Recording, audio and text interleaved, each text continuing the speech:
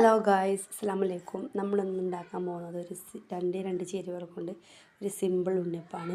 അപ്പം ഇന്ന് ടെസ്റ്റർ മാറിയിട്ടുണ്ട്. ഇന്ന് മമ്മയാണ്. അപ്പം മമ്മാൻ്റെ നിന്നൊക്കെ കണ്ടോ, നല്ല സോഫ്റ്റ് ആയിട്ടുള്ള ഉണ്ണിയപ്പമാണ്. ചൂടായതുകൊണ്ട് കേട്ടോ ഒന്ന് പൊട്ടിച്ച് വെച്ചത്. ഉള്ള കണ്ടില്ല, സോഫ്റ്റാണ് പറയുന്നുണ്ട് അമ്മ ചിരിക്കുന്നുണ്ട്. ഉമ്മാരുന്നൊക്കെ ഇങ്ങനെ ഒന്ന് കിട്ടുക നല്ല നയിപ്പാണ് ഉമ്മ തരണമെന്നുണ്ടെങ്കിൽ.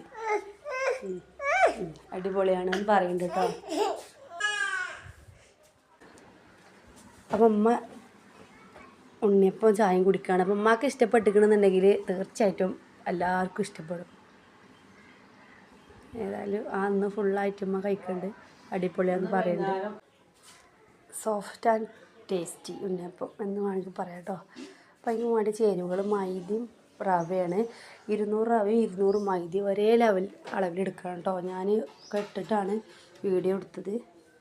പിന്നെ ശർക്കരപ്പാനി അതും ഉണ്ടാക്കിയിട്ടെല്ലാം മിക്സ് ചെയ്തിട്ട് ഈ ഒരു പരിവാവണം. എന്നിട്ട് മൂടി വെക്കുക. കുറച്ച് അപ്പസോടി ഇടണം കേട്ടോ. അത് ഞാൻ മറന്നുപോയി വീഡിയോയിൽ എടുക്കാൻ.